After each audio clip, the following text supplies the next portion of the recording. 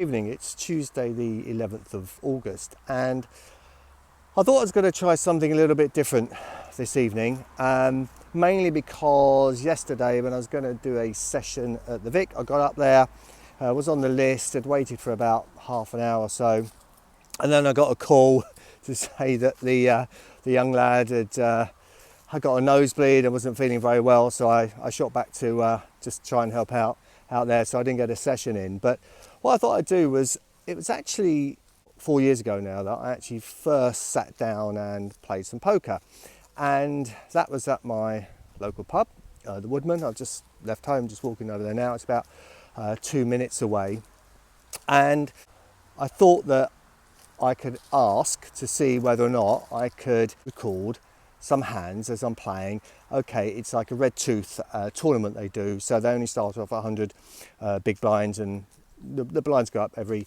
sort of 20 minutes or so. But I thought at least in the first couple of rotations could talk through what's happening with my hands, my decisions and certain spots, link together some of the posts that I've been doing. So that's the plan. I've got to be very discreet when I actually get into the pub about not, filming too much in terms of the inside. So I'll just be on the table as you often see. But it was very kind of them to give me some permission to do that. I also need to introduce you to somebody else who you might have seen in a couple of vlogs, but those of you that haven't, this is Ruby. Ruby's our little cockapoo, and she is a regular feature at the pub.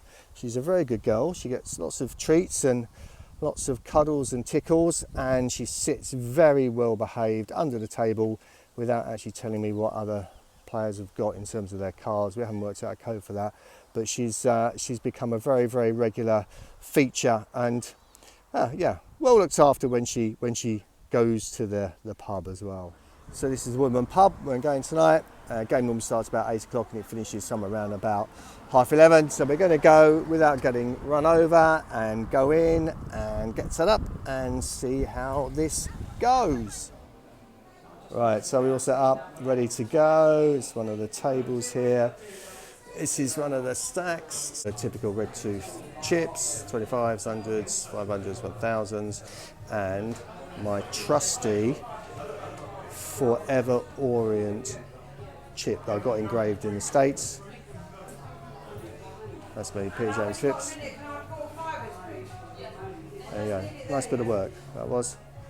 Right, let's get set up and we'll get some hands. And Ruby's also getting herself settled in for the evening here. So the blinds are 25, 50, 5,000 starting stack, and I'm going to be in the hijack first up, so first to act. And I look at the lovely King of Clubs, Jack of Diamonds. Good opening hand in that position. So I actually go 6x here to 300.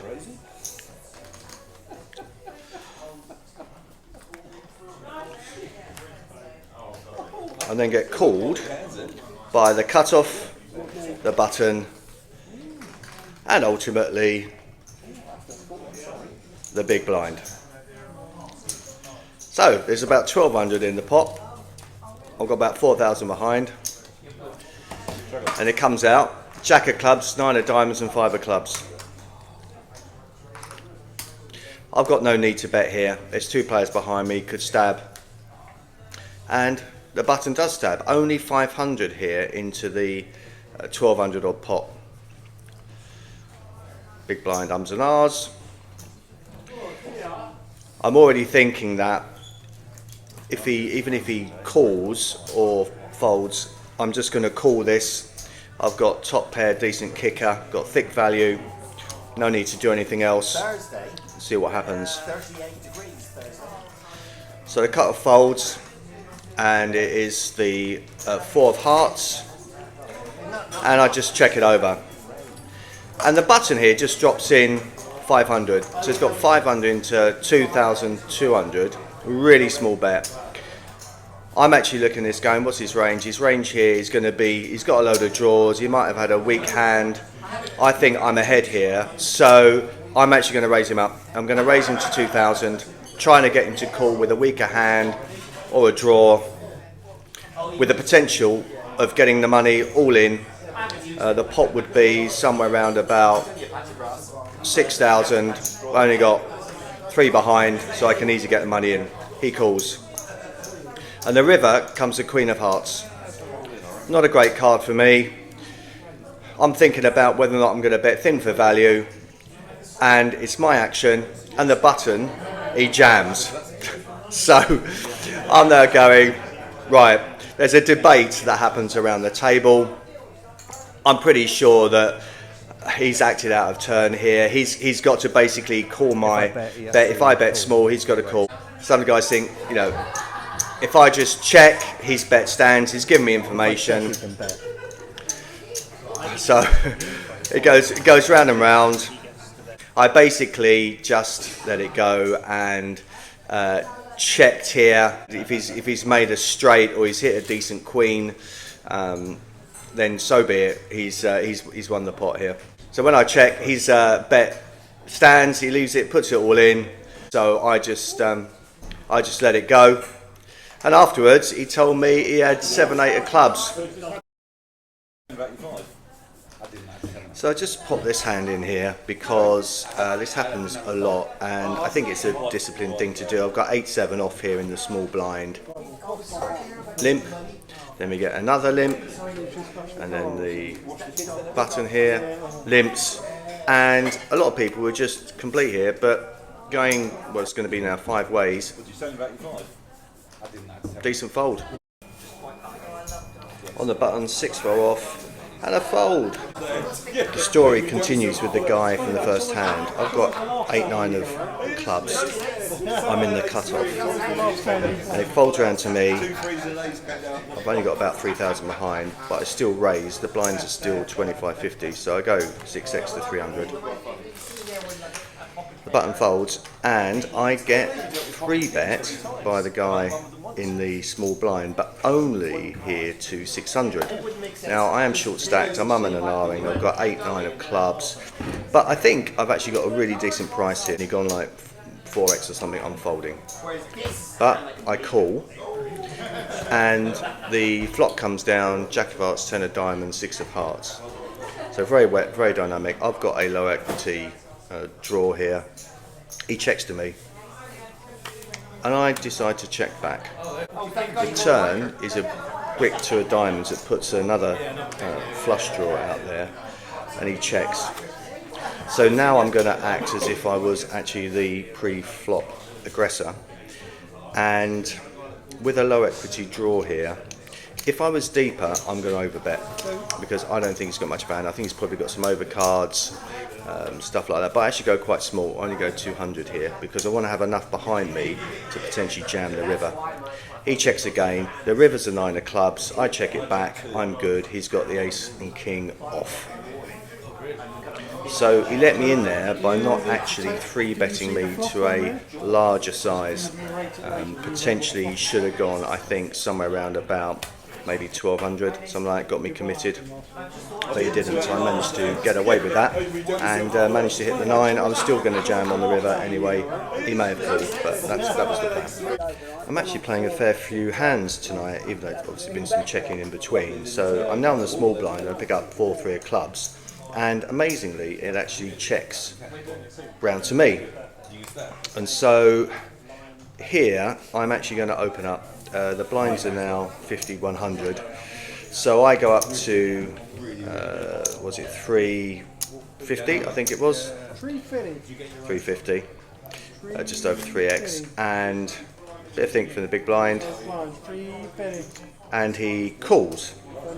So we're going to go heads up. I'm out of position, and the pot is 700.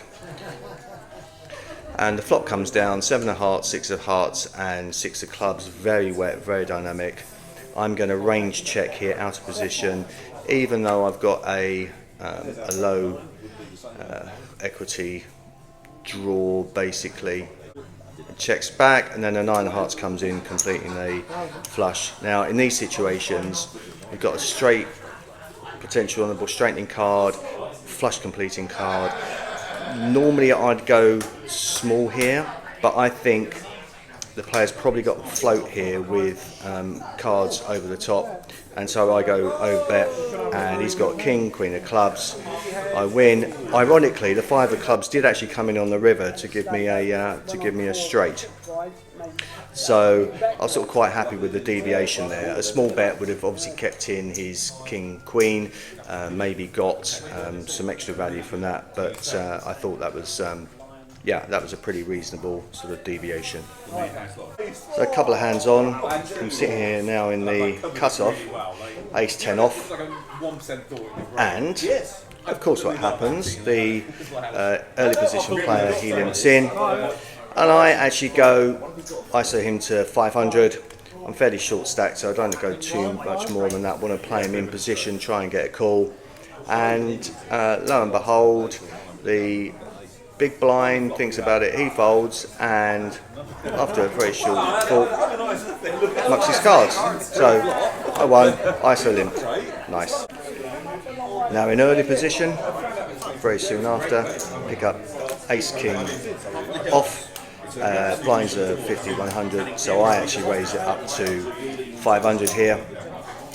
I expect to actually get a call from somebody, and it goes fold, fold, fold, small blind, folds, and my mate in the big blind, he folds too. There you go, well done. There's a change, they're now 1 and 2. 3,000 in my stack. I'm on the button. So I've got ace 4 off, folds to me, and so I raise it up to 650. See if I can nick the blinds. But my mate here on the big blind calls again. Yeah, and the flop comes down 10 of clubs, 2 of spades, and 3 of hearts. So I've actually got a low equity gut shot. I go very small here. The pot's 700 odd. I'm thinking, yeah, is this guy going to raise? He's raised a little bit earlier. I only go 2. The glasses smash in the back. I still want to try and keep the SBR as high as possible in case I've got a bluffing line to put through here. And he folds, so I win. Last hand for the day, as the blinds are starting to get too big really, I pick up black jacks. I'm in the small blind, and it basically checks around to my mate on the button, very decent player. He puts in a min raise of 400, and unlike earlier when the guy had ace king off, I've got, I think here, you know, very good hand in this position. I'm actually going to put in a decent 3-bet. So I'm actually targeting somewhere around about 4x. I'm thinking about getting all the money in, even if he jams over the top of me here. If he calls, I've still got an opportunity to get that money in on 1 street or 2 streets. So I go 1600. The big blind sort of ums and ahs, and he folds, and then my mate on the button, he's thinking about it, and he will fold. And he told me afterwards, I think he had something like king 7 suited, which is probably a good fold in that position after that 3-bet from the small blind. And that was probably it for recession. So I'm going to finish it there for the night. Blinds are now 2 and 4. I've just got over 4,000 odd in my stack. So we're down to 10 big blind poker. So you know, nearly time to start thinking about jamming. Anyway, there we go. Maybe a few bits and pieces that came out of that this evening, and well done to the chap who actually put in the bluff. First hand of the evening, well done.